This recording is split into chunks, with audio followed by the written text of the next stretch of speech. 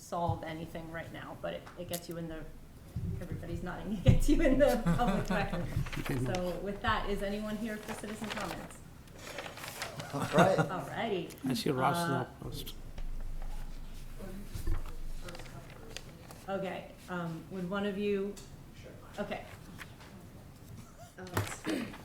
Lindsay, I'm going to suggest that we alternate between people in the room and people online. okay, we've got some hands up We have online a as couple well, of okay. people online. Judy and Ruth, I see you, and we'll promote you when it's your turn. Okay, great. So can you state your name for the record? Absolutely. Is this a good volume to speak at? I think so, as long as people in If you the speak in the mic, you'll be online fine. can hear you. Cool. So hi, I'm Max Eingorn. I'm a full-time resident and co-owner of a cannabis cultivation here in Middlebury. I graduated from Middlebury College in 2014 and also attended the language school.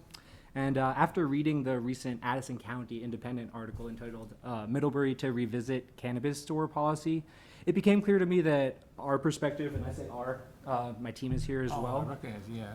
Yep. It might be valuable to the group, so we just wanted to come and introduce ourselves and, join, as you said, join the conversation. So I've lived here cumulatively for about 5 or 6 years.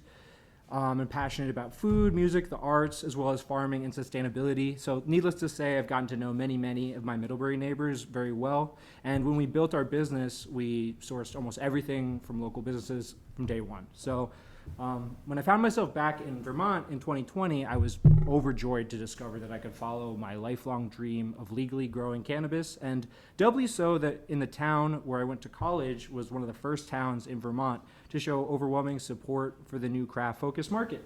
So I dropped everything, convinced my 2 best friends to do the same, and we put everything we had into building our dream business here in a place that would actually appreciate it. Since then, we've been working around the clock, and I do mean around the clock, to make our dream into a reality. So I come here to say that it is simply a fact that there is and there has been a flourishing cannabis culture in Middlebury for many years. My grandfather graduated from Middlebury College in 1959, and my mother did so in 1985, and cannabis has always been part of this story. Living here, that has also been my experience.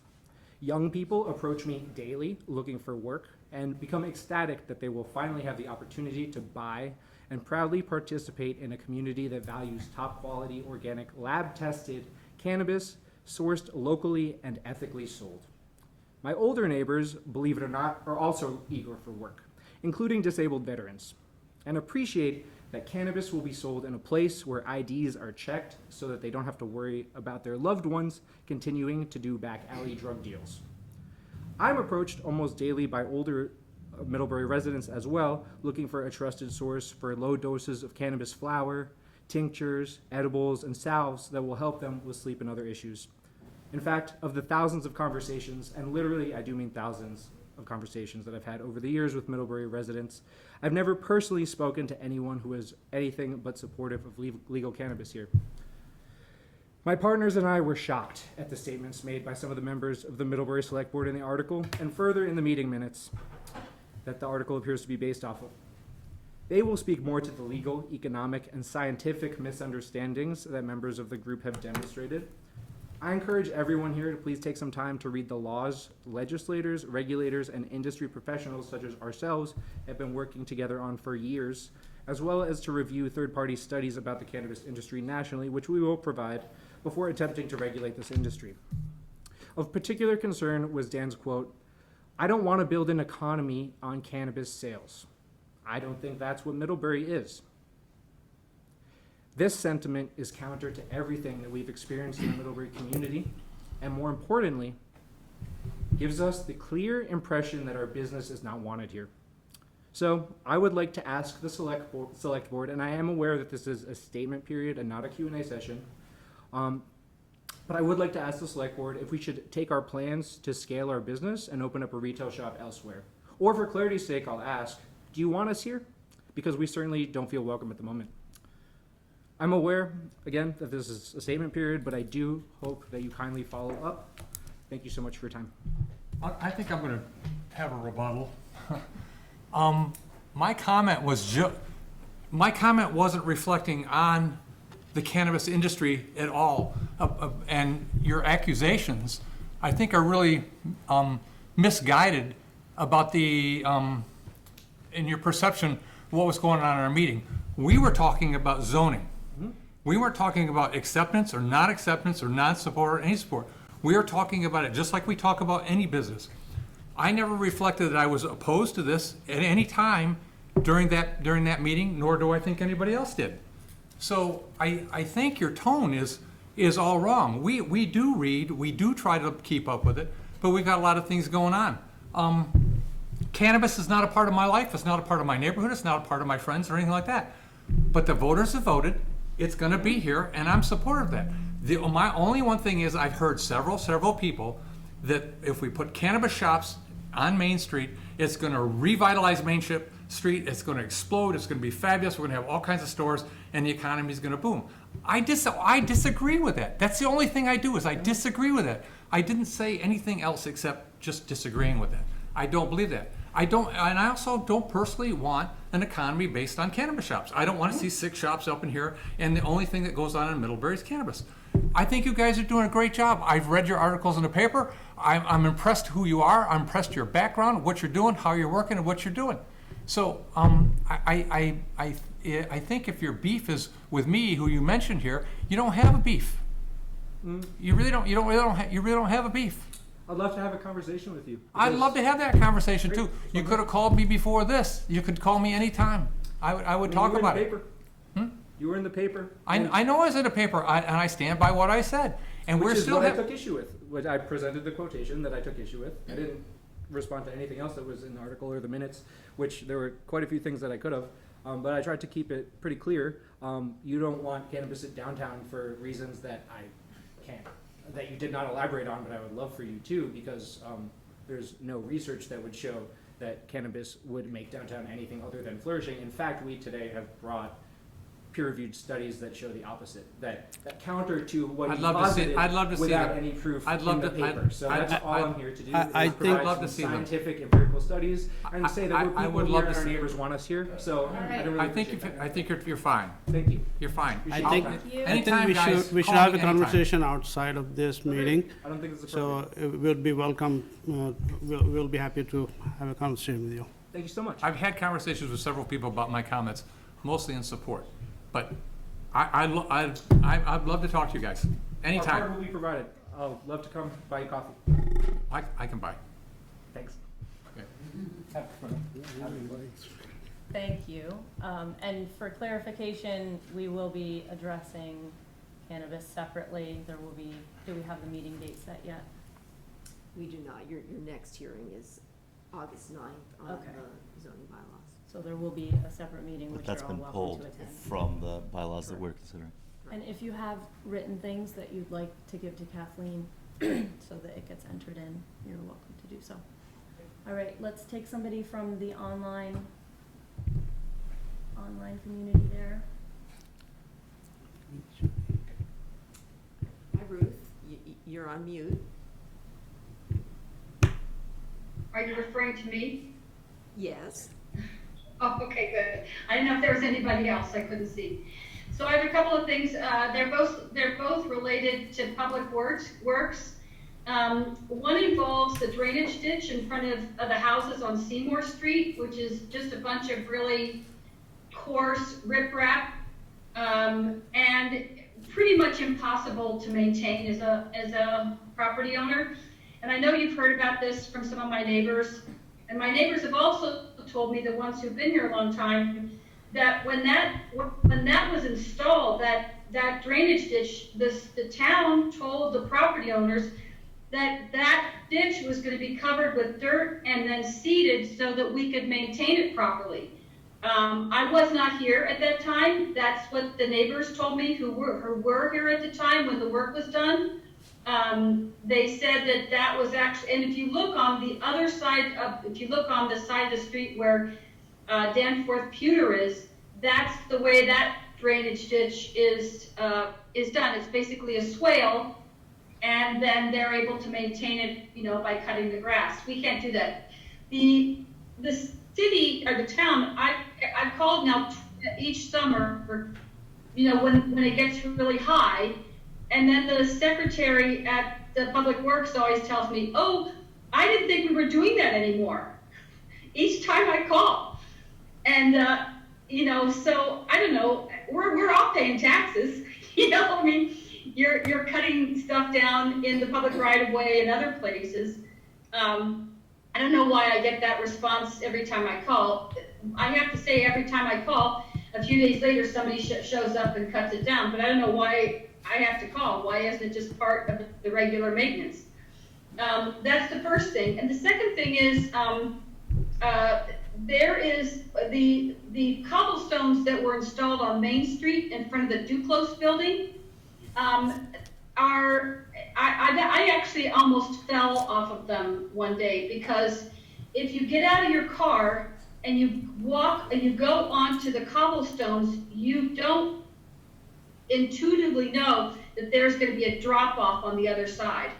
And I know that you put the railing in over by the park, the new park, I guess it's the Lazarus Park, you put a railing in. But I thought you were going to put some sort of a railing to prevent people from falling off of that. It's basically a bump, and if you get out of your car in a certain way, and you're looking at the door that you're going to be going into the bank, you don't know that you're dropping down, and then I actually fell. So I just thought I'd that to you. Do you know what I'm talking about?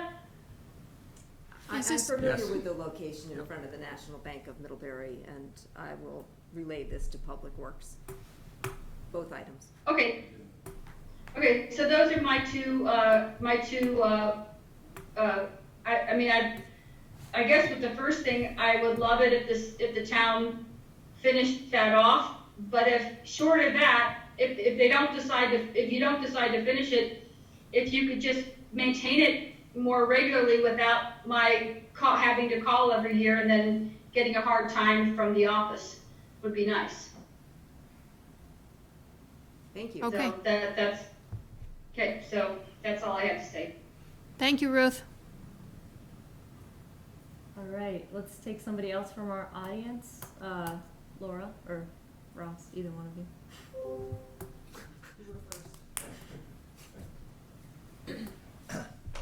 Good evening. I have two items for you today. First, when Manna found out I was going to be coming, they wanted me to check in just to see if you had any questions about the letter. It sounds like, unless you have questions before the meeting, sounds like it's going to be next month. I guess don't have to talk about that. Would you agree? No, I didn't have questions. didn't have I questions. appreciate that you wrote it.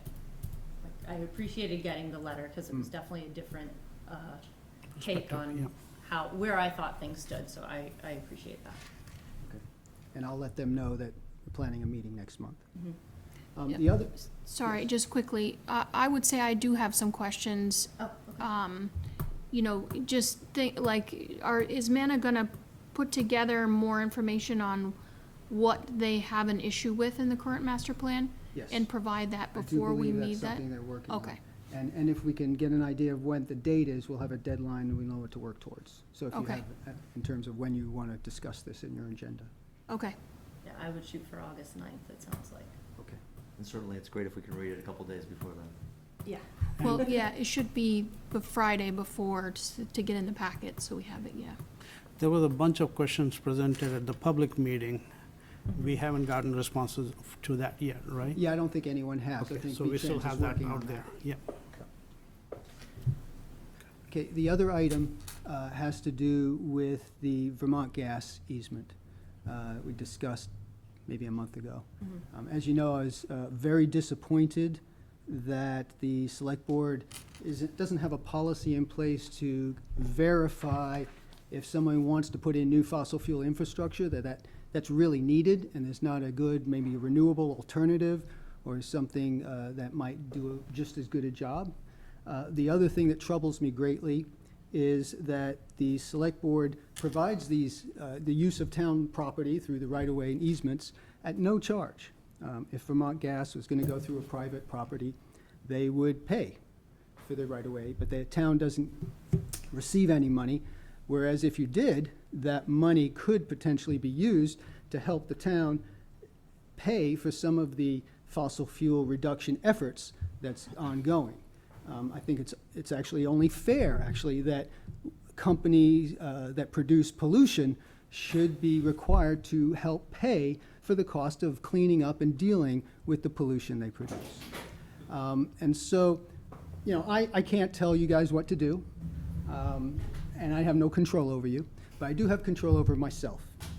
And so I'm here to let you know that I'm making a commitment to the residents of Middlebury, and that in the future, starting with this easement, anytime the select board approves an easement without negotiating some compensation for the land use, and without checking to make sure that that gas is really, needed and the best solution for what the landowner wants to do, I am going to circulate a petition so it goes on the ballot, and we'll let the voters weigh in and decide whether they want to approve that easement agreement or not.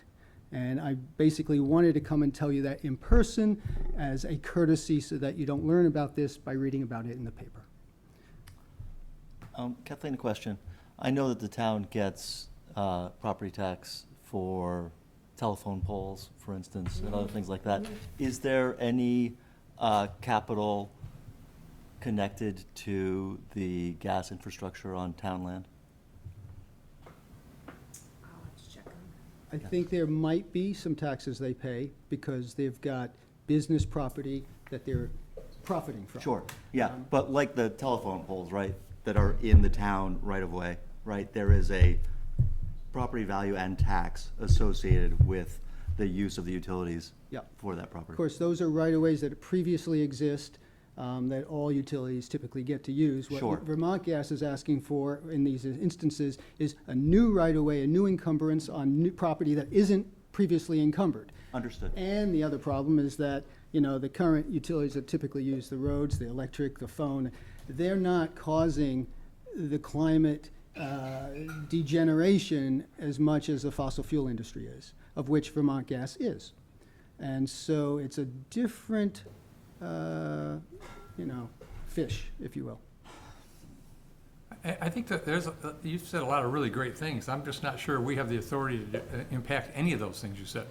I don't think, as a select board, we have any authority on that. I mean, Well- we just can't say, just out of a general practice, say no.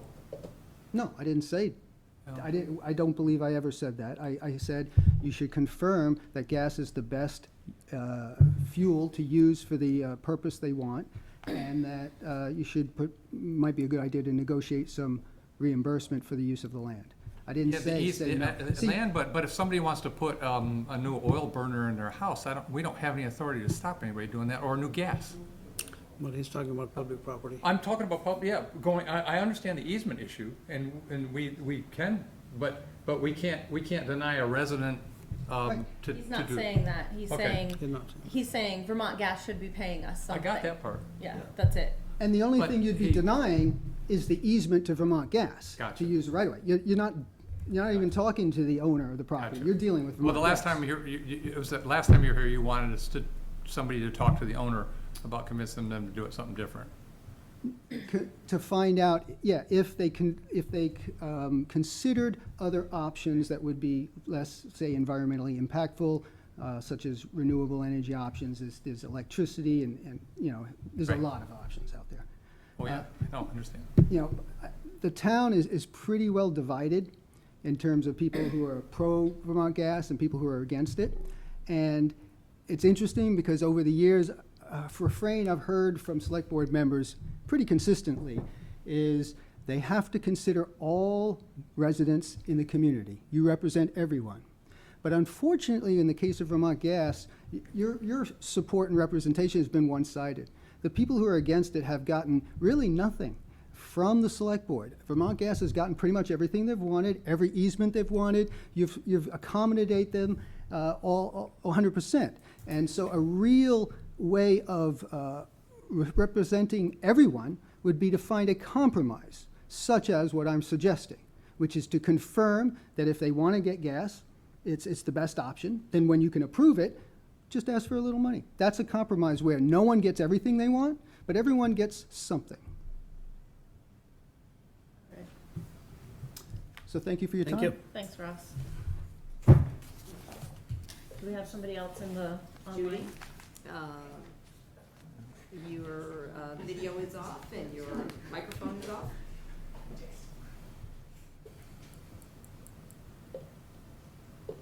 Judy? Okay, maybe we'll go to someone in the room. Judy, while. Sorry. Oh, okay. Yep, coming on. Geez, yikes.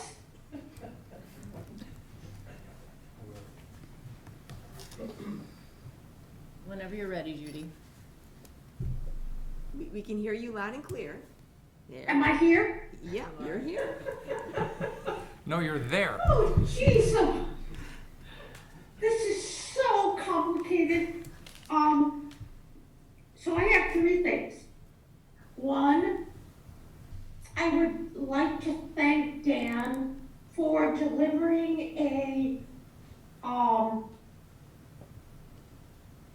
Earbuds. earbuds to me. Thank you. You're Thank welcome. You. Sorry. You're welcome. Yes, thank you so much for doing that. I really appreciate it. Second, the highlight of my day was hearing that Kathleen and Brian, and I'm hoping that the rest of the select board is looking for a candidate to replace Dan Werner that has knowledge and expertise about green infrastructure. Geez and crow, Kathleen, if I could come and hug you, I would. Please. I am so freaking excited. You have no idea. You have no idea. And I thank you so much. And lastly, to echo some things that Ross said, I think the select board does in fact have the wherewithal to make decisions in terms of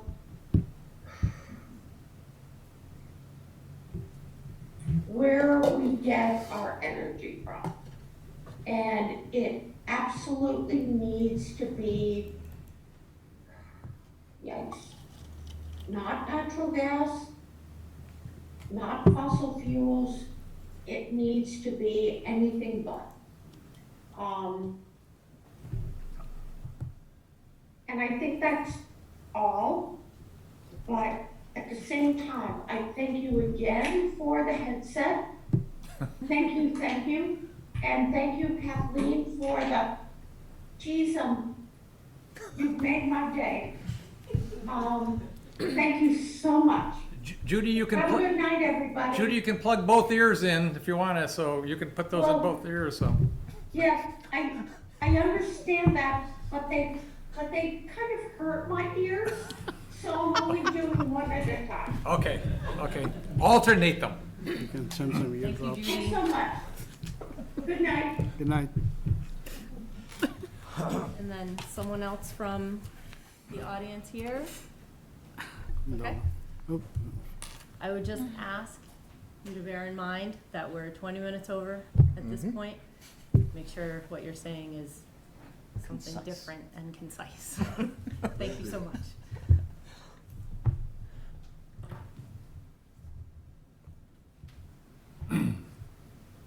Hi, Select Board. So my name is Ronald Williams, and I'm a co-owner of a local cannabis cultivation business. As far as I know, one of Middlebury's first and only majority black-owned cannabis businesses. So back in December 2020, I was approached by my lifelong friends, Max and Zach, to start this business of our dreams. Of course, the three of us were feeling overworked and unfulfilled. But in particular, we were feeling a collective desire to be a part of something unique and meaningful. I was personally searching for a community of caring and driven people whereby I could thrive as an individual and feel comfortable pursuing my passion for cannabis. After moving here in July 2021, I can say that I actually feel that I've found this community here and have felt incredibly welcomed by all of my neighbors, both immediate and throughout Middlebury. Despite coming from a slightly more diverse background, we'll say, and moving from a major city to a tight-knit Vermont town, I've never felt more part of a unique local community in my entire life. The recent published statements on behalf of certain select board members on what Middlebury traditionally is are confusing to me in light of my own personal experience with my neighbors. When I think of Middlebury, what comes to mind is a community of people who have a unique commitment to one another, an exemplary community within the state of Vermont, where neighbors support each other's passions, business pursuits, intellectual curiosity, and overall pursuit of happiness. With the addition of an Amtrak station, Middlebury has an even greater opportunity to really showcase these beautiful elements of our town, while simultaneously bringing tourists here to enjoy all of our craft industries. If this is not what Middlebury is, then perhaps the residents of this town deserve some clarity on what Mr. Brown and Mr. Carpenter's views mean and what the town really stands for. Obviously not in this moment, but I wanted to say that. And as a full-time Middlebury resident, I find the notably vague language and views surrounding these statements to be both disheartening and antithetical to how my neighbors and I support one another.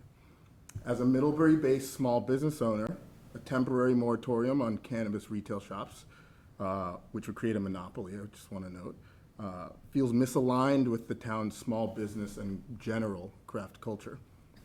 As a Middlebury taxpayer, the idea to exclude cannabis retail stores from the downtown area brings me great concern for the legal and economic ramifications of a decision that might be rooted in misinformation.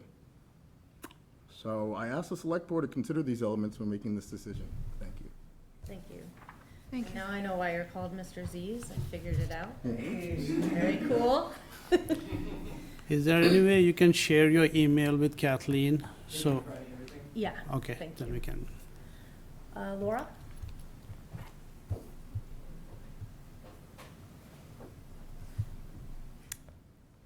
Good night, friends. How are you? I appreciate the extra time you're giving for citizen comments tonight. As a former select board member, I think that is sometimes the most valuable part of a meeting.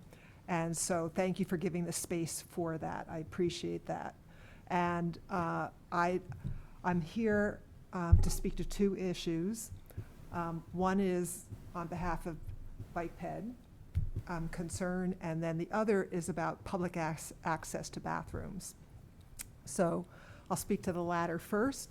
So as you know, I was on a task force to address the needs of those experiencing homelessness.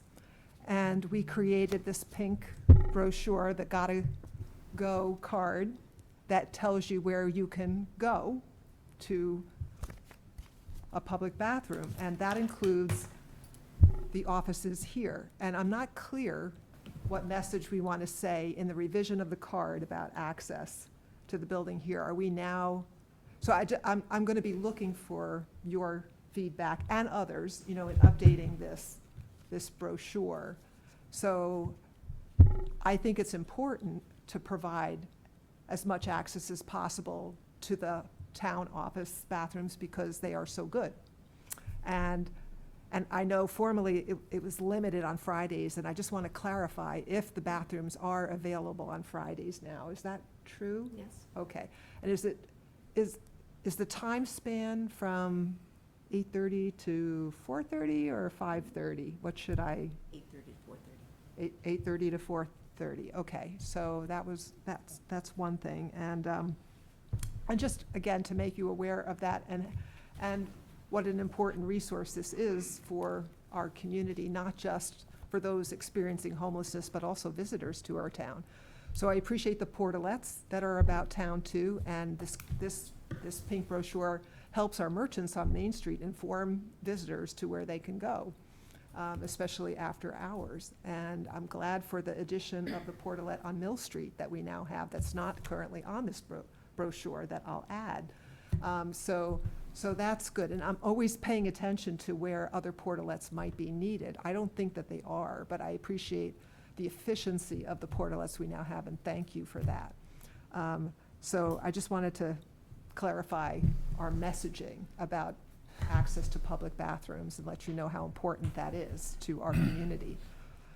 So that's that. And then with regard to mid-bike ped, you know that we're about to undergo a planning of Middlebury's bike ped offerings. And so I hope that you'll be engaged in that as that unrolls this fall, and that I had permission from Kathleen to revise the bulletin board outside for messaging about our transportation options. And I'm really excited about Middlebury's offerings, and it was referred to already. We're going to be celebrating the Amtrak arrival this Friday, very exciting. We have new bike racks throughout town, and that's great, and we can add more, and I'll be working on that too. And of course, I want you to be thinking about the full spectrum of mobility options we're going to have between e-bikes and e-cars, because there's a lot more in between, and we're going to have to be looking at our ordinance again, our bike ped ordinance, and updating it for that. Yeah. Yeah. Like, because it's a whole game changer now, e-bikes and all the other possibilities that are coming on, including cargo bikes, electric assist cargo bikes. So I just wanted to let you know that I'm thinking about that. And related to that, shoulders mean everything, you know. So the maintenance of shoulders are really important, and I can't emphasize enough how important street sweeping is. And just paying attention to the potholes and shoulders, and this is particularly true for me on Washington Street Extension, which is my corridor. I come past the animal hospital, and it's a wreck there. And I'm patient about it because I know of all the construction that's now happening. But I have to come right into the middle of the road to divert that. It's that bad. I can't really roll over that. I could go on the sidewalk, and sometimes I do, but we're trying to encourage people not to use the sidewalk for biking. So I'm just emphasizing that again. Street sweeping, very important. The shoulder maintenance is really important. And I don't know if there's a little bit of pothole filling, that could happen while we're waiting for the main repaving again, but Washington Street Extension in front of Middlebury Animal Hospital in that zone is really, really bad. So, as an example. So that's all I'll say for now, and I'll look forward to coming back to you as we undergo more bike ped planning. Laura, can I ask you a quick question? Also on Washington Street Extension. We're talking about electric scooters in town, and I have had 3 times on the sidewalk there interactions with someone on a very fast electric scooter. Where should electric scooters be ridden? The ordinance now says that they're like a bicycle, so they can operate like a bicycle. And right now, what we say about bicycles is that they can be on the sidewalk. They should always yield to the pedestrian. The only place that bicycles are restricted are Main Street and Merchants Row during business hours. So at night, you could be on Main Street and Merchants Row if you feel that's safer for you in terms of navigating. What type of scooter are you talking An electric scooter. It's an electric scooter. Well, Some of them are Is it a pretty fast. licensed scooter, or is it a Definitely electric not. bike? Definitely not. Oh. It's as though we're a kick scooter, but with a battery and a motor. and that's what I'm talking about. We have e-bikes, we have e-cars, and then we have e-scooters in between that, and we have a lot of other devices. There are electric-assisted hoverboards, and. Yeah, and one so- wheels and all kinds of crazy All things. kinds of There things. is a state ordinance around sidewalks that says that motorized vehicles with a maximum speed over 8 miles an hour should not be on them except as assistance devices. That's why I think we need another look at our ordinance, Andy, Yeah. and clarify some of that, so. Having almost been Chief run off the Henry's over road, there. I agree. And he's waving to me. Off the sidewalk, and rather. he's a good ally in that. So we'll try to get that on an agenda of a Public Health and Great. Safety Committee meeting and get to that important work, because we do want to keep everybody safe. Everybody is speeding, everybody, including pedestrians that are like cutting across as fast as they can and not making eye contact. We are all needing to slow down for a safer town. That's my motto.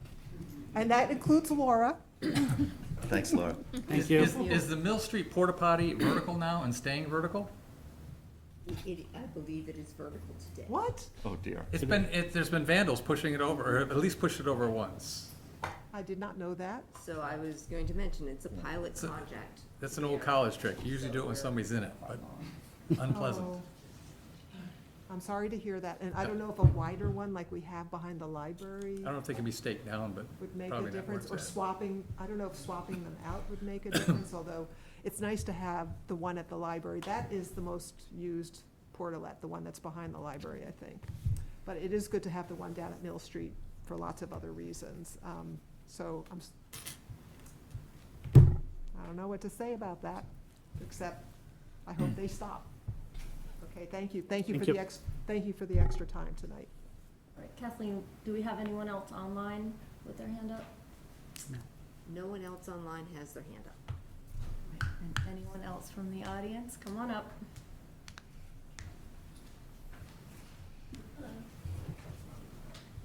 Be sure to state your name. Hello, my name is Colette Piniello. I moved to Vermont from Colorado 3 years ago now. Wow. So, having worked for a recreational dispensary in Colorado, I've seen firsthand the boost they can bring to a local economy. My dispensary was located smack dab between Vail and Avon. You may know Vail as a popular ski destination frequented by millionaires. You may not know Avon, home of Beaver Creek Ski Resort, where the billionaires ski. These high-end clients were the majority of our customers and frequently told us that we were their first stop after the airport. They would then ask for suggestions for the best places in the area to eat, drink, or shop. I was able to send customers to the surrounding restaurants, breweries, and stores that they would not have known about otherwise. Additionally, I would like to mention that there were 4 recreational dispensaries located on that road along a 100-yard stretch. Having more than one option to shop for allowed for a full representation of the state. Each shop carried multiple vendors, all different from one another. This allowed for a competitive market and for more opportunities for these vendors. Finally, I was a badged employee of the state working for the Marijuana Enforcement Division. The way that I and all of my colleagues upheld the regulations being enforced was second to none. Everything was recorded, inventoried, and logged every day. If you didn't follow the regulations, the MED would take away your badge, you would lose your job and your livelihood. We took our jobs incredibly seriously. I'm here to tell you I took away more fake IDs and ruined more underage kids' vacations than any of the bartenders in that town. Thank you for your time. Thank you. Thanks. Thank you. Anyone else before we move on? I think the cat's out of the bag. I want to talk about, right? I just hope you don't mention my name again, okay? You're famous. I am. So, And I write all those books too, so. good evening, members of the board. I'm Zachary Tyson, the Z of Mr. Z. My background is in cannabis law. I currently sit on the Minority Cannabis Business Association's Policy Committee, and I'm a stakeholder in the Vermont cannabis industry. I'm here to comment on the recent news around the Planning Commission and Select Board's attempt to limit cannabis retail establishments in downtown Middlebury. First, Mr. Brown of the Select Board stated in John Flowers' article and in the meeting minutes that he has not seen any data regarding the benefits of cannabis retail establishments. I have with me multiple studies showing that cannabis retail establishments lead to an increase in property value, reduction in teen use, and no effect on crime rate, and in some states, even a reduction in crime. For example, here's a quote from Clever Real Estate Data Science, 2021 study, How Legalizing Recreational Marijuana Impacts Homes Values, published July 12, 2021. And I quote, "We found that cities with more dispensaries are positively correlated with higher home values, suggesting legalization boosts jobs and economic growth. With each new dispensary a city adds, property values increase by $519. As more states legalize marijuana, there is strong evidence that legalization drives higher property values, particularly in areas that allow recreational marijuana and welcome retail dispensaries. These investments can improve quality of life in communities across the nation while attracting tourism and new residents who drive real estate demand." Additionally, I would like to bring to the Select Board's attention the following information. According to the West Central Vermont Comprehensive Economic Development Strategy Report, released in June of this year, the labor force participation rate in Vermont is at 60.9%. its lowest point in over 40 years. In addition, total employment in the retail sector remains down 6% since the pandemic. We personally know many people looking for retail jobs that we would love to give them should the town be supportive of additional retail shops. The town of Middlebury should be providing pathways to increase employment opportunities and not arbitrarily preventing and/or limiting them. Finally, I would like to remind the Select Board and the Planning Commission that Middlebury opted in to hosting cannabis retail establishments, and Vermont law states in 7 VSA Statute 863, subsection D, points 1 through 3, a municipality shall not, 1, prohibit the operation of a cannabis establishment within the municipality through an ordinance adopted pursuant to 24 VSA Statute 2291, which is the enumeration of powers for a town, city, or incorporated village, or a bylaw adopted to 24 VSA Statute 4414, which deals with zoning. Point 2, condition the operation of a cannabis establishment or the issuance or renewal of a municipal permit to operate a cannabis establishment on any basis other than the conditions in subsection B of this section, which deals with local cannabis control commissions. And point 3, exceed the authority granted to it by law to regulate a cannabis establishment. Thank you for your time. Thank you. Thank you. Thanks. If you read the article about these guys in the paper, about their educational backgrounds, they're not ones to be debating with, I can tell you that. We'd love to get a coffee. What's that? We'd love to get a coffee though, for real. Jeez. Sure. Absolutely. Can you let the folks Can you in behind you, please? Thanks. 45 minutes for public comments. All right, before we move on, last call for public comments. Anyone else? Alrighty. Anybody else want to beat me up? Thanks so much. In that case, we will move on to item 5, the Energy We Committee's, have Daniel, okay. who has raised his hand. Come on, Daniel.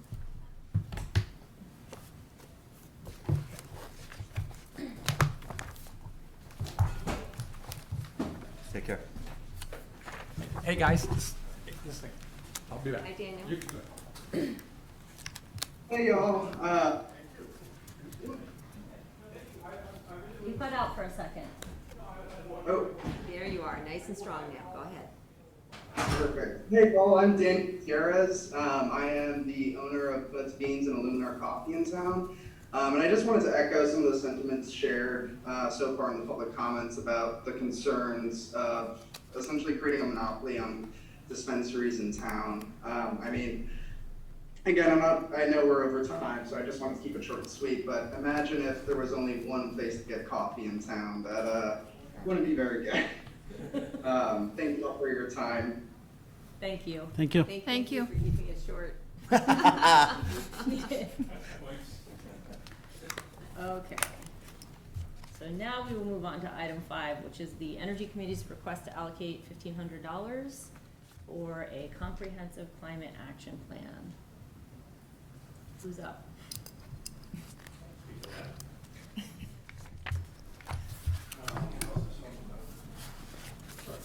Yeah, I think you're part of this as well.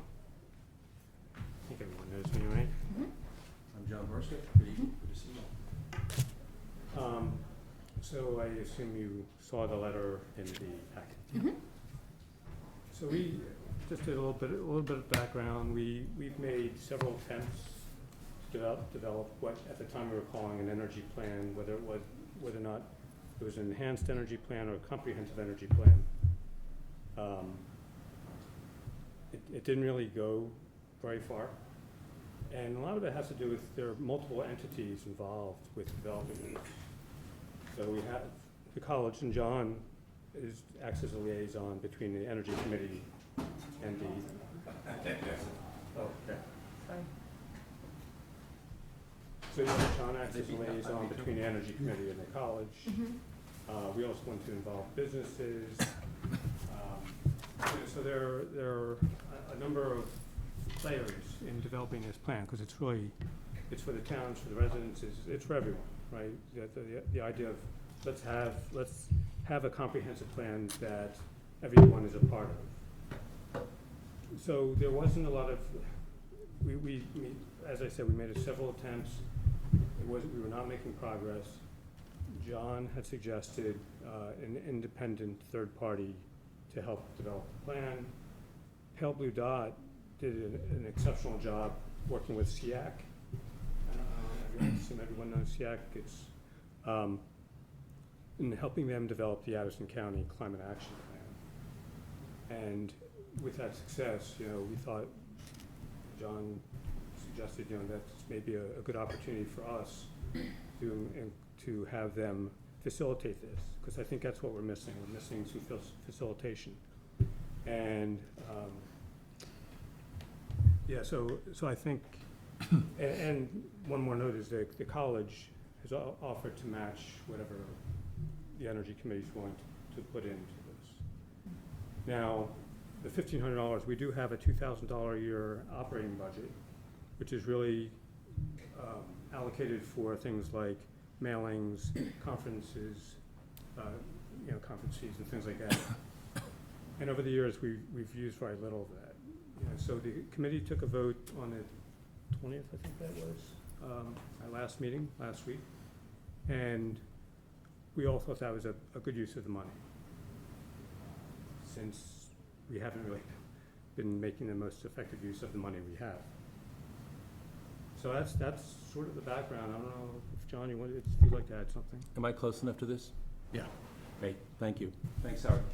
I would just add that my being liaison between the college and the Energy Committee and other committees in town is one of the aims of the college is to see if it can participate with the town collaborating on this kind of comprehensive climate plan. And I thought of going to Ted Redmond of Pale Blue Dot because he'd worked here and actually did some pro bono work in Middlebury for SEAC. So he knows the lay of the land. His firm writes climate action plans for municipalities, less frequently for counties. And I went to him just to test his interest, and he said, well, I believe that if you're working to collaborate between a town and a college, you need to try to set it up for success by having some early meetings with the right people at the college, the right people in the town, and then jointly to really test the expectations. It's very easy to say, let's collaborate. It's harder if you dive in without trying to define interests and how that collaboration might work. It might be a very close one. It might be support from the college to help the town do this in some way, research. So this is really a preliminary, let's set the table well, let's build a foundation to then potentially go forward in a collaborative effort. But if the town's plan, assuming we decide to, after this early work, and it could be adopted by reference in the town plan or otherwise. I've been collaborating closely with Jen Murray on this. She's very much aware of this work. And so I'm really pleased that the Energy Committee decided to allocate the funds toward this. And if you have any questions, fire away or be in touch afterwards. I know you are way behind, and I appreciate getting a chance to explain this. And maybe if I could just add one more thing. Generally, the town plan does incorporate there's an energy plan component to that. And in the past, the Energy Committee did put together an energy plan that I believe is referenced as an addendum, whether or not it's binding, but it could use a lot more work that would be a lot more meaningful to the town and residents and everyone. So it is something that really we should be including in the town plan as it is. So, yeah. I was thinking about what Ross said earlier about new construction and reducing the number of new fossil fuel connections. Is that something where the Energy Committee could advise planning so that there could be communication or liaison or information provided in the early stages of new? Could I try that one? Sure. Yeah. I think the reason to try to get a comprehensive climate plan is to address those things. I would also say that this effort is not just the Energy Committee. It's the Energy Committee, the Planning Department. It's kind of like Sure. It's bigger. Yeah. And we're working with Jen, and I certainly think that could come up. I'd also offer, when I get home, to send you all the Hartford, Vermont climate plan. Pale Blue Dot helped them with it. it gives you an idea of what can be, it's not, what Sure. can be included in a climate action plan for a municipality that's not terribly different in size. Sure. It's sort of comparable. Yeah, it could definitely influence the plan and even further down some regulations about what happens where. It should clarify the best places for solar arrays. It should clarify places that Conservation Commission has been working hard on, places that should not be built out as solar arrays. So it could help answer a lot of questions and connect dots. But that is a perfect example of what a climate, comprehensive climate plan can bring. It could make those kinds of things easier for the select board to be Yeah. able to, rule on things, so, yeah. I had a couple questions since I wasn't at our last meeting. Yeah. I'm assuming since it's in our packet that it's okay for the Energy Committee to use their operating budget in this way. They can They're recommend recommending. to the select board. They're, okay, we're okay in it, okay. We're just Um, supporting them. And then this is phase one, and I feel like I read something about all the phases and the total cost, and now I can't come up with the number, but. 33. Right, okay, that's what I was remembering. Oh, I'm assuming it's an estimate. Is the college gonna continue meeting us halfway, or is this this is just phase one? This is phase one. We'll see where it takes us. Okay. I hope it takes us to really, the collaboration could be that kind of mutual support, both research ability and monetary ability, but there's no commitment to that. We'll see where this gets us. I appreciate sort of, if you have a willingness to just do this, see where it gets us. And yes, that figure came from Ted Revin as a estimate, having done these before for municipalities about the size. Okay. Yeah, and I would also say, I would be willing to look for other funds. Okay. That's Grants. good. We will take your I think it's a thing that can get funded, Yeah, More funds. jointly by, okay. what do we call it, public-private? All of the above. Will this plan work with CX plan? I mean, are these meant to go together? They'll take, It wouldn't they'll contradict take it each into other. consideration There'll and. be integration, yeah, Yeah. and And then, involvement, yeah. is this plan meant to influence what we would then put in the town? Okay, Yes. just making sure Yeah, I it could be understand. adopted by reference in the town plan, Or pulling language particularly out. if you wanted to get it going, if, the timing, the next Okay. revision of the town plan might fit, I don't know, yeah. Timing's- Did anyone else have questions for John or Howard? No? Okay, would somebody like to make a motion? I'll move to approve a $1,500 allocation from Energy Committee's FY23 budget to engage Ted Redmond of Pale Blue Dot LLC for Phase 1 development of a comprehensive climate action plan. Second. Right, moved and seconded. All in favor, signify with an eye. Aye. Aye. Aye. Thank you. Boom. All right, next we have, Thank you. thank you both. Yeah, Thanks, guys. We have nominations to position of elected treasurer. And should I read these 4 points out? That'd be great. Okay. On Monday, July 5th, 2022, Town Treasurer Jackie Sullivan asked Town Manager Kathleen Ramsey to tender her resignation as Middlebury's elected Town Treasurer to the Middlebury Selectboard, effective upon appointment of a successor. In accordance with 24 VSA 127D, the board advertised for candidates interested in completing Jackie's term, which expires in March 2023. Beth Dow, assistant to the town manager, has submitted a letter of interest. As her letter notes, Beth has worked for several years with the town of Middlebury in many departments, including the town clerk and treasurer's office. Applications for the position of town treasurer are due Monday, July 25th, 2022. The select board will be updated at this time if there has been any additional interest.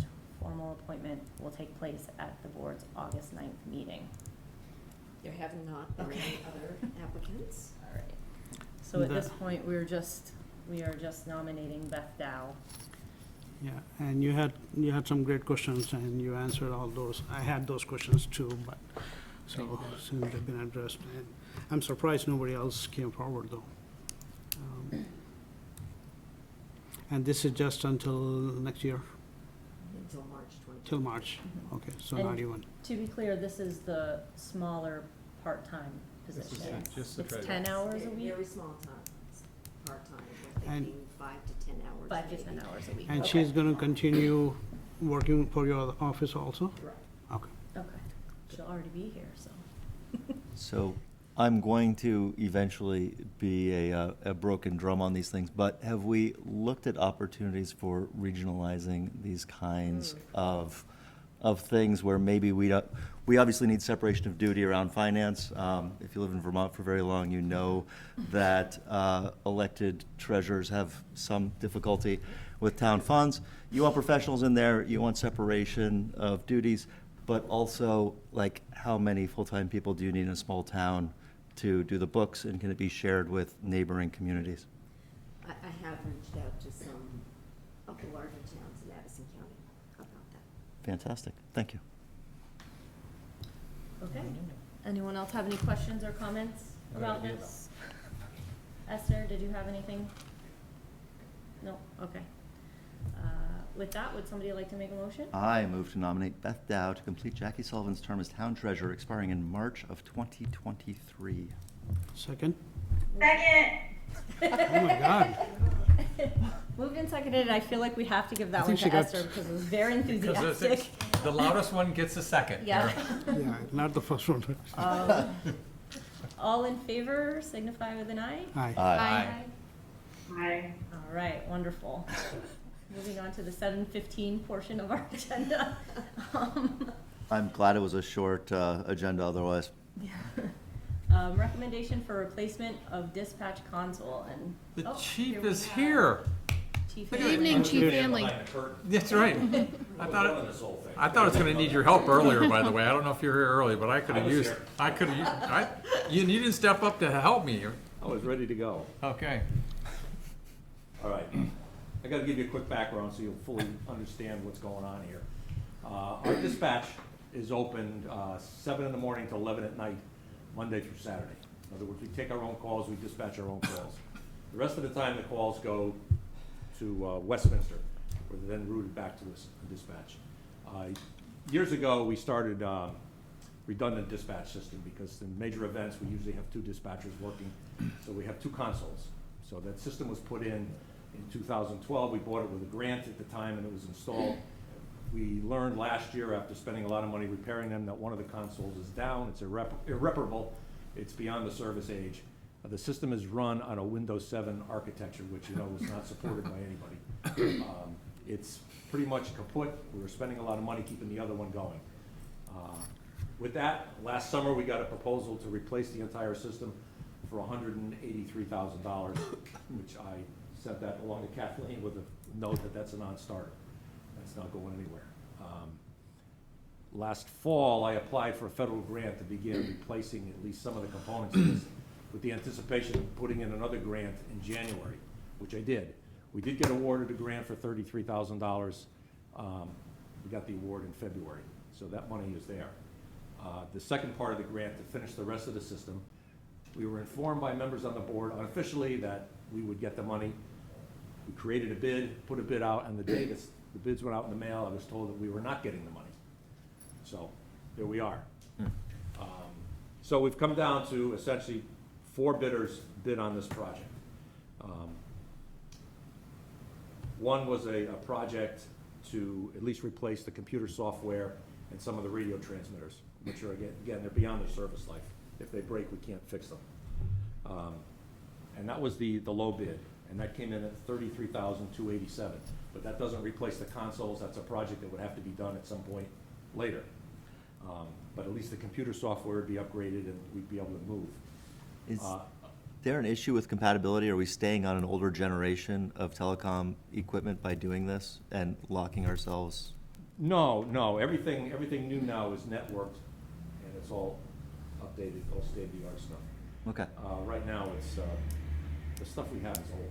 It's just, the planned obsolescence for this equipment when we put it in was 20 years, which is typical what this is. I'm not a radio tech. None of the officers are radio techs. We got to rely on people that service this stuff. And at no time were we told that this system was failing or was gonna be obsolete soon. We found out when the system broke, it didn't work anymore. So it's been about a year now. We have two bids which are intriguing to me. One is the first one I told you about from Burlington Communications, where they upgrade the computers, put in new software, do the software package, and replace all our transmitters. That's the $33,000 bid. The other bid came from Bearcom, who's our current radio service provider. They proposed a lease package. Leasing Corporation of America is a lease company that does business with Motorola. So they provide the Motorola equipment, and they do lease packages for municipalities. We had two bids on the lease package for this. The lease package from Bearcom in Plattsburgh, there were three ways you could go with this. I went with the 5-year one. It commits you to $23,730 a year for 5 years, with an interest rate of 5.41%. Our grant would pay the first year and the down payment. The grant, the $33,000, would just about cover that. But it would commit us to the following 4 years after that, is to pay that $23,730 a year. So, Chief, back to this. You're talking about a 20-year lifespan and a 5-year lease. Does that mean that you have 15 years, theoretically, not paying for your equipment? No. Or is it theirs again at the end of the lease period? No, it's our equipment. Okay. It remains with us. Only now, we're a little smarter than we were before and realize we need to get software packages and annual software fees for upgrades, which we didn't have with this system. Sure. And it got so old that nobody will service it anymore. So this system conceivably could run a 20-year lifespan, as long as we update periodically the computer hardware and the software. Okay. The other stuff is just buttons, essentially, digital buttons. There's really not much to it. I don't know why it costs so much. And are those upgrades are not included with this? Those upgrades are included They in are this lease included, package. okay. I verified that with him this afternoon because I was afraid he was leaving out installation costs, which are quite expensive to get this stuff programmed and set up. But there would be a cost in years 6 through 20 for patches and maintenance on the The software, we'd subscribe to the software program. It's $2,000 something a year. Okay. And that There takes you go. care of the software patches, the upgrades and all that. Clearly, there'll be some mechanical issues, a wire will break. Sure. To pull up that stuff we deal with routinely anyway. Okay. And we get that. Yeah. Is that $2,000 a year locked, or do you It's, anticipate it'll go yeah, I up have with to the find out. market? It's whatever that it is. That's the price for X amount of years. Okay. And of course, when you get to the end of that, you probably have to buy a new software package or software system. Sure. And go with that. So really the other choice we had was Central Vermont Communications of Rutland put in the same bid as Bearcom, only their lease proposal was much higher, 6.44%, much higher price per year for the 5 years. So we have a choice. We either go with Burlington Communications to do a sort of a Band-Aid repair, replace the transmitters and upgrade the software, but leave the stuff, the console equipment that's there, and not replace that, with an opportunity to replace that at a cost of $30,000 or $40,000 in some other year. If you do that, would that complete everything you need? I'm just a little concerned because the state and everybody's going to digital architecture, and I don't know if this would bring us into the digital age. This proposal by Bearcom does. Everything's digital compliant, so it just stuff is in place. The radios are replaced. How the system works, in the back room of the police station, there's a big cabinet, and inside there's transmitters. There's the fire department transmitter. There's one for public works. There's one for the police. There's another transmitter that covers our communication architecture with the schools and with Middlebury College. So that's all controlled from these transmitters that are in the back room. This also includes replacement of the fire department radio that we have to transmit or dispatch for the fire department. Okay. So that would be the choice I would give you, the Lease Corporation of America proposal from Bearcom at an initial price of $11,287.23 plus $23,730.15. We've got the $33,000 grant that would pretty much cover that, or pretty close to covering that. And then be committed to this for an additional 4 years at $23,730.15 a year. And what do we have in the budget to cover those years? We have nothing. Okay. Budget. This is brand new. This would, I thought we would have to be added to our operating budget. This will need to be added. We do have Okay. an item in our budget to replace the repeater. That's a whole different program. Okay. That's up on the hill, up at Chipman Hill, the radio repeater. Okay. That's $24,000. It's in the capital improvement budget. And that too is gotten old. That needs to be replaced. But that's a planned replacement. And that's been in our capital budget for a number of years now. We're getting close to the year that we would actually expend that. Okay. This was a surprise last year. Right, We got blindsided by it. Okay. If we do the lease, we're going to replace everything that you need. Everything goes. Everything. But you're gonna be all up to date and everything good to needs- go. Yeah, we're good. Which is why this was kind of attractive. The lease from Central Vermont Communications was over $30,000 a year. It was quite a bit more expensive. When I saw these figures and I called in and asked, does this cover everything? Does this cover the installation costs, the programming? He said, yes. That's your entire program for that. It's just the way things are. Communications are expensive these days. We've got an old radio in the police station. Goes back to the 1960s. They still make tubes for it. It's a little box. It sits on the desk. And I don't think it works. It's not programmed for what we need, but So you're leaning towards Bearcom leasing, is that what you're saying? That's what he's proposing. yeah, Bearcom Leasing is the one that just scraps the entire system and replaces it with something new. Burlington Communications does part of it, but that still leaves us responsible to replace the rest of these and find some funding source for that. Is there any digital versus analog interoperability issues with the state systems? Do you need to be on a compatible system Yeah, we should be. in the visible future? It's called Project 25 compliant, where you can't spend grant money on something that isn't Project 25 compliant. That's a requirement of the grant. They want everybody to move to digital. Yeah, everything's in widgets and things now. It just, not like the old days when you had switches and plugs to deal with. So you have 33,000 worth of grant money We have you a got. grant, yes. Are there any other opportunities coming up to apply for grants? If we did Burlington Communications, I would apply for a grant again in January, when the next grant comes out. Nothing for the Bearcom? Because the contract will be closed. Right, right.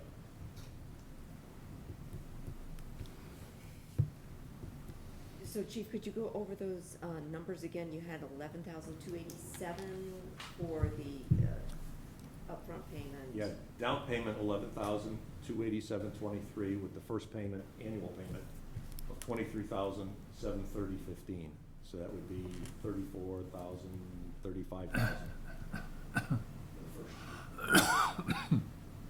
To be covered by the grant. To be covered by the grant. And then, all but 2,000, but we'd have radio repair money we could use to balance that. Every year after that, it would be 23,730.15. For 4 years. Can we put that in the capital budget?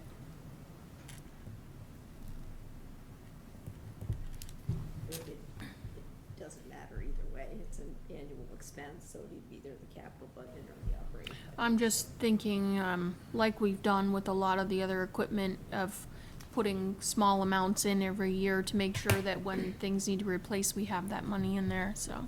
So that was like a savings account approach, where we're just actually paying the actual Yeah. full expense, which is an operating expense, so. And then at the end of year 5, it's gone. Right. But I mean, I think what Heather's saying is we should, Thinking about adding to the capital budget a savings account plan for the future for this equipment, so when we aren't, once this is paid off, we have money set aside in the capital budget to take care of these things. Yeah, like we do with the HVAC system. We Yeah. put money in there. We have been planning on doing this. We were expecting to start this next year or the year after, as we were getting closer to 20 years. Early on, there were too many other projects. Right. And we needed to place this, and this just snuck up on us last year. So, Chief, can you talk a little bit about the information from the state dispatching that was included in the packet? It sounded a little bit like they didn't want to continue doing part-time dispatching for us. Am I interpreting that incorrectly, or is? Yeah, the state has been trying to get out of the dispatch business for quite a while.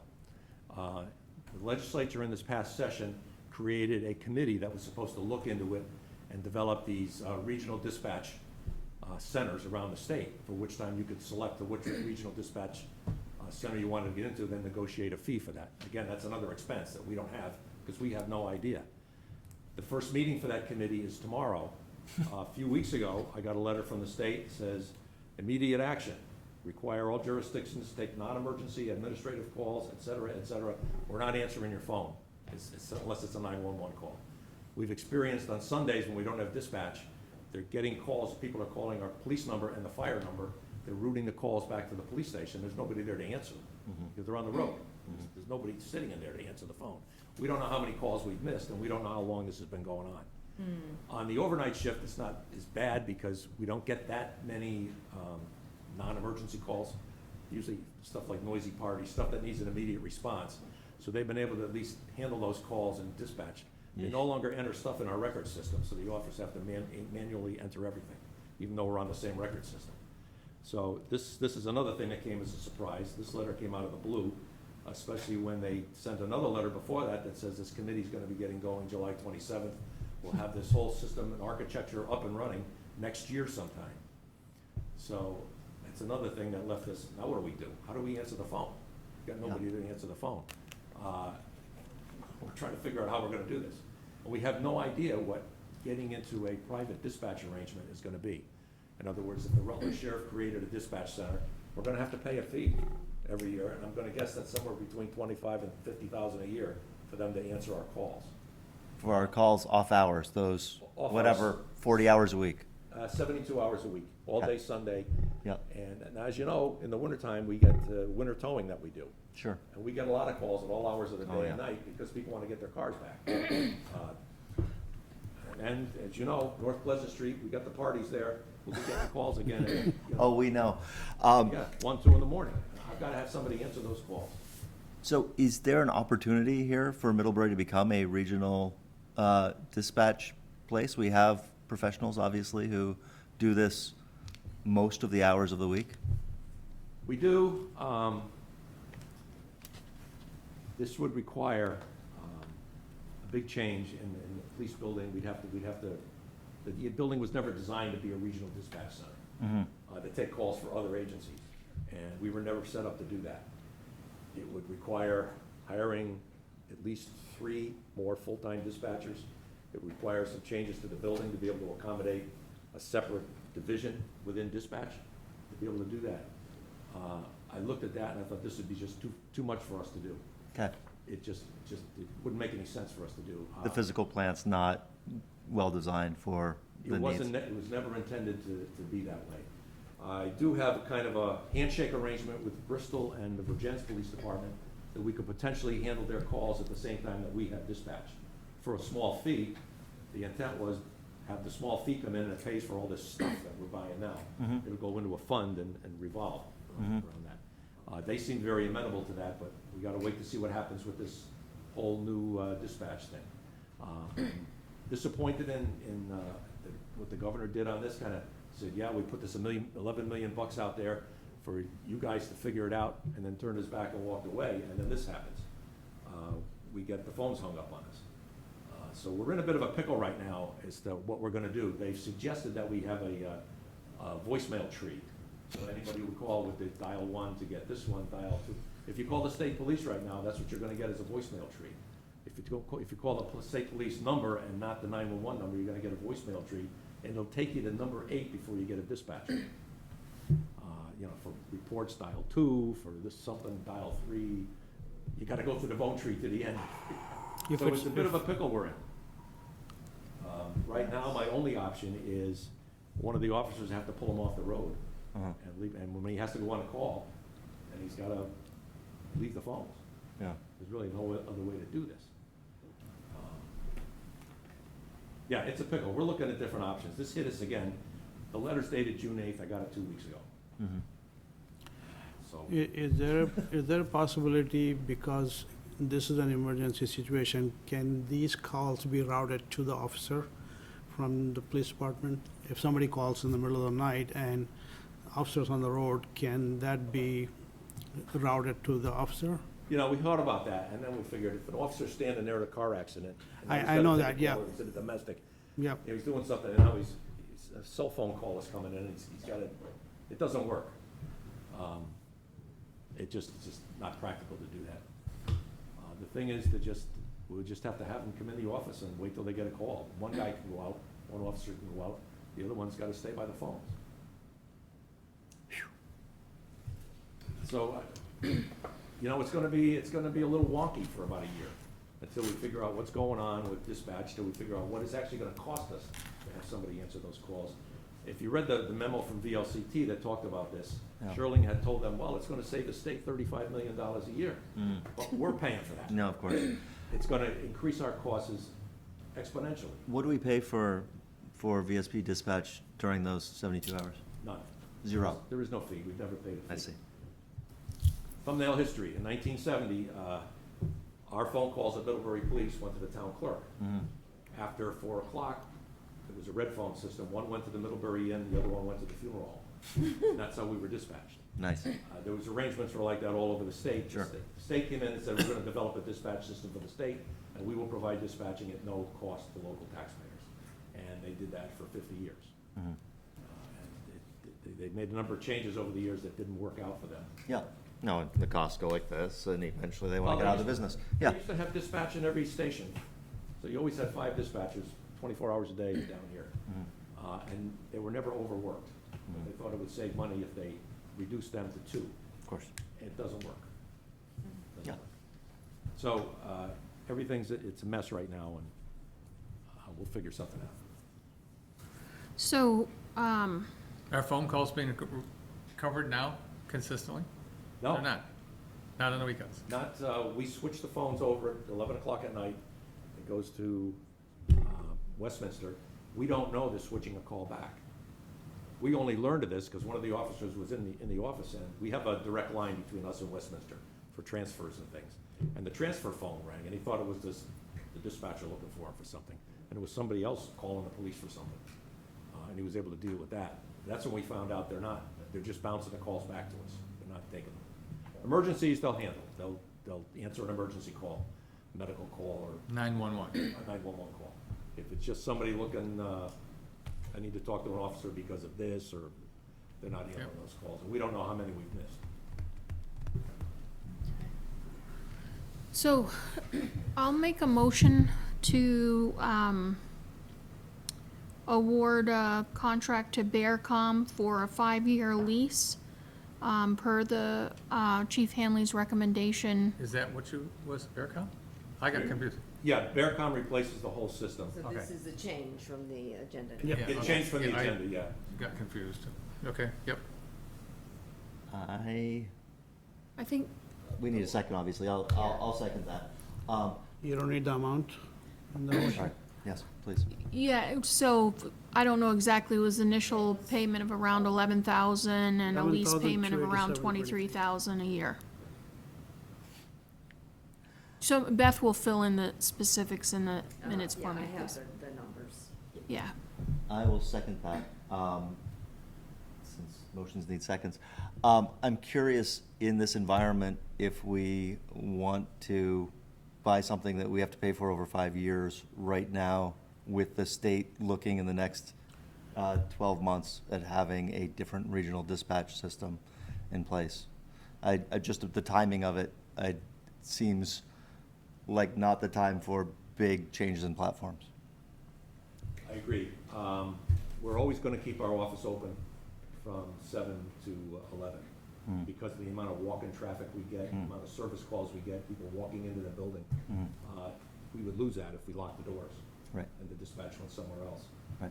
So those are pretty critical hours, especially in the evening. There's people coming. I don't know, somebody wanted to get a family member tested for alcohol or something the other day.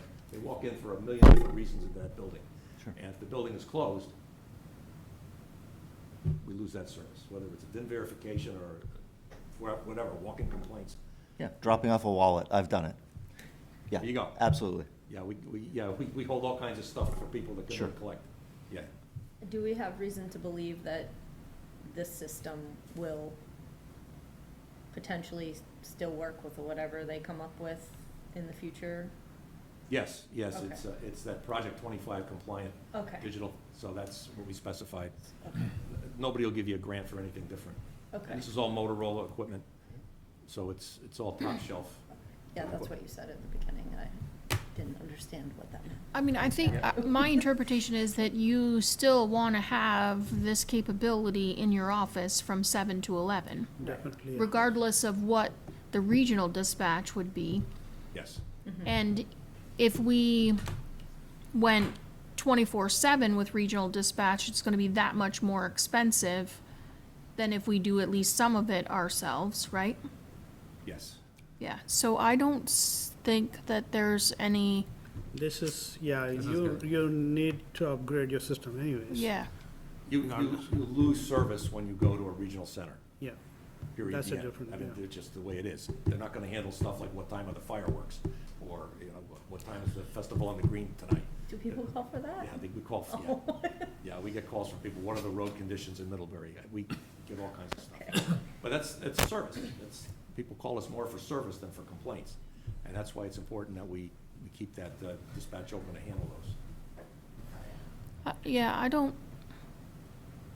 I think it would be beneficial to cost out the equipment over 5 years with a lease and get all new equipment in there for chief. And I don't see any downside, even with a regional proposal upcoming, to purchasing this equipment, so.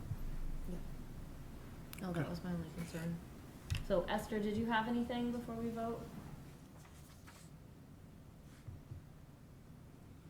No, but I guess I guess I do have something to say. I want to echo, I appreciated Andy's question about with the state maybe doing something different, us investing so much right now. But it's a need, and so I support it. All right, with that, we have a motion and a second. All in favor? Aye. Aye. Aye. Aye. All right. Thank you. Thank you, chief. Thank you. Thanks for all the time and effort on that, chief. All right, next we have acceptance of Main Street and Merchants Row bridges and associated infrastructure improvements as part of the Vermont Agency of Transportation closeout of the Downtown Bridge Replacement Project. Was this the last stamp? This is the last stamp. Received a note from Community Liaison Jim Gish, noting that in his opinion, it's fine to sign the final acceptance. Our final inspection took place last year. He's just letting us know that there are still some activity as Phil Harrington and he tidy up the loose ends on the project, just little pieces here and there. Okay. And Bill Kernan, who has been involved in the final inspection in the wrap-up of the project as well, concurs with that input. All right. Did someone want to make a motion? I'll move to authorize Town Manager Kathleen Ramsey to sign the notice of project acceptance letter from Agency of Transportation for Downtown Bridge and Rail Project. Second. Moved and seconded. All in favor? Aye. Aye. Aye. All right. And next we have the town manager's recommendation for Public Works Planning Director position. I sent you this afternoon my recommendation for Emily Sherrington to serve as the town's next Director of Public Works Planning. Emily comes with a wealth of experience in construction administration, resident inspection. She has a degree in engineering, a degree in graphic design, and has done extensive work on stormwater planning. Miss anything? Heather, as chair of the infrastructure committee, and Brian, as chair of the select board, met with Emily Okay. to get an introduction, and that's all I have. Is she local? St. Albans. Is from Moncton. Okay. Oh, yeah, she lives in There. Moncton, doesn't she? Yeah. Neat. So for this position, did we had multiple applications or just this one? Yes, we did. We were very fortunate to have some well-qualified candidates. Fantastic. And what is the policy? How so you interviewed the candidate yourself? Mhm. There's nobody else, right? Dan also interviewed her. Great. Oh, okay. And then Heather and Brian. Yeah, spoke with we her. just met with her. They just, yeah, Uh, you know. you That's an know. interview. She, from your recommendation, she seemed like qualified, yeah. Yeah. Okay. So, Would anyone care to make a motion? Can I make the motion? Yeah, you can. I move to accept Town Manager Kathleen Ramsey's hiring recommendation for the Public Works Planning Director position as presented. Second. Boy. Moved and seconded, all in favor? Aye. Aye. Aye. Aye. And Kathleen, what will her overlap look like with Dan for getting up to She speed? is slated to begin September 12th, Mhm. and Dan is retiring at the end of December. He Okay. can tell you the exact date, and it keeps like moving up a little bit. Almost, And we're- almost 4 We're months. also trying to encourage him to consider a Beth Dow retirement where, Oh, good. A nice slow retirement. Stays on the job? where he might be willing to offer 5 hours a week. He could be the treasurer, that's good. Perfect. I support that only if we literally call it the Beth Dow retirement plan. Okay, next we have check warrants. Esther, did you wanna take them or did you want me to do them? I do have the paper. Kathleen sent it to me, good, but thank you. All right, I move to approve total expenditures in the amount of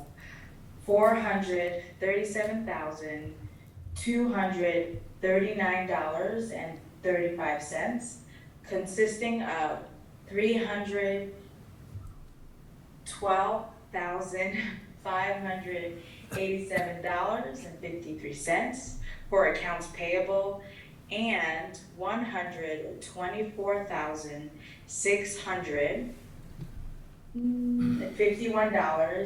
$124,651.82 for payroll for the period July 13th, 2022 through July 26th, 2022. Second.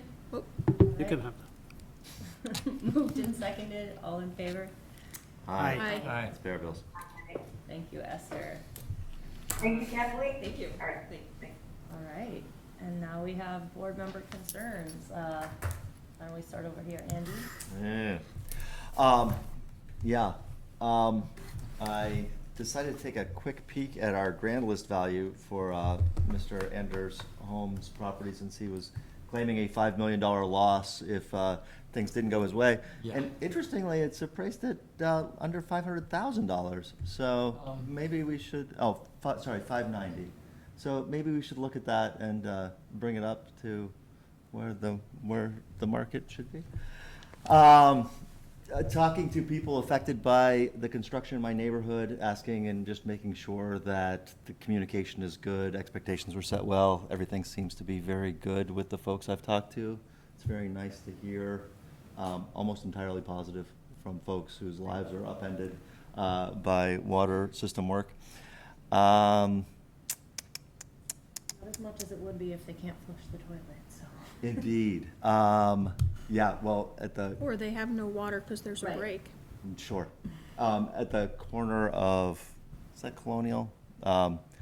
They've had a diesel running 24/7 to do pumping there while they've been replacing things. And that is, I'm thankful that it's not right outside my bedroom window.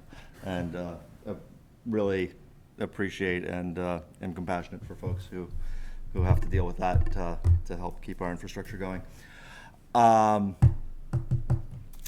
I would really like to think about the absentee landlord problem in more detail, and I don't know when we get back to that. My neighbor who was here at our last meeting is clearly quite concerned, but I think the bigger property is definitely the North Pleasant And I think that would be something good to talk in public health and safety meeting. Put that on the agenda. I think that's a great idea. Thought about that. Yeah, and I'm just, as I've mentioned, right, these are adults. The college has a piece to play on the academic side of things regarding their campus and policies, but a lot of this has to fall on the municipality and how we deal with folks who are creating a nuisance. But I also believe that it affects their reputation. If the college kids are going to spoil the name the way they're doing it, it's not good for the college. I know they're adults, but.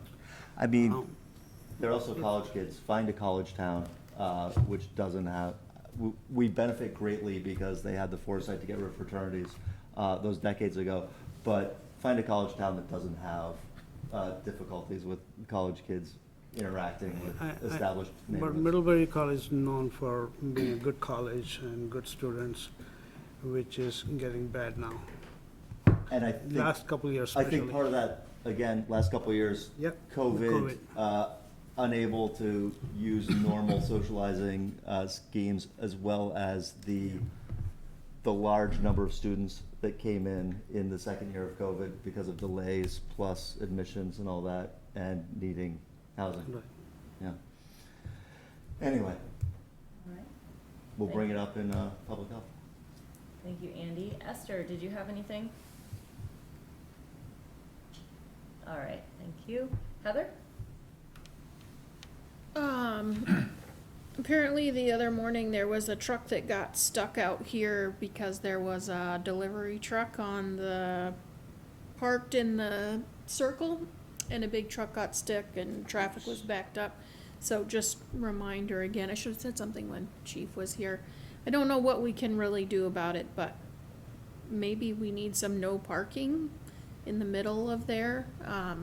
I know they're trying to deliver to Two Brothers, and Two Brothers doesn't have a lot of street front on which to do that. Anyway. No street, well, they have a circle. Yeah, Yeah. their street front is the circle. And I do want to say thank you to the residents of Colonial Drive, Washington Street Extension, Washington Street. I know construction is painful, but I do hope when it's done, it does have a benefit. We are less breaks, especially on Washington Street, less water outages. I know it's painful, but I do appreciate their patience and understanding while we go through all that work, so. Thank you. Dan? I have concerns, but I'm not gonna say anything. Sure. Yes, I'm positive. Okay. Farhad? I have no concerns, but I want to welcome Emily, and I want to re-welcome Beth Dow to the new position, because she's already been here. We got one more vote on it. So, yeah, I hope Representative pondered that. they're here, and I hope we are lucky. I guess my only comment is that I found it very striking to see a group of a diverse group of young people come into a select board meeting, because, having sat here for the past 5 years, that doesn't happen very often. So, and they did come very prepared. So I appreciate that, and it, from people I talk to, I work with people who are in their 20s. This can be a difficult place to be young and single. And, I think for our town to grow, we need to be able to encourage a diverse population and diverse ages of residents. So, yeah, I just appreciated that they took the time to come in, regardless of what it was about. That was the only thing I had. Yeah, but it's good, it's good that we have people coming here regardless of what it's about, right? Right. Absolutely. No, that's what I'm saying. It's great that Laura mentioned, right, Yeah. the importance of us being open to things, just Right. on a random Tuesday. Right. I mean, we obviously want to go home as soon as we can when we're here, but I think we should do everything we can to let people know that they can come here and speak to us, no matter who they are, no matter what the subject is. So now we have need for executive session. Especially when they're picking on Dan. Yeah. I mean, that's what I came for. Would somebody like to take us into executive session? Sure. Dan? No. Oh, yes. Let's go into executive session. In accordance with Vermont's open meeting law requirements, I move that the board finds that premature general knowledge of the consideration of real estate matters and contracts would clearly place the select board at a substantial disadvantage because the select board risks disclosing its litigation strategy if it discusses the real estate matters and contracts in public. Second? Second, sorry. That's okay. Moved and seconded, all in favor? Aye. Okay. I further move that the board enters into executive session to discuss real estate matters and contracts under the provisions of Title I, Section 313A1 of Vermont statutes. Second. Moved and seconded, all in favor? Aye. Aye. All right, and with that, we will enter executive session at 8:39? 8:40. 8:40. Our odds.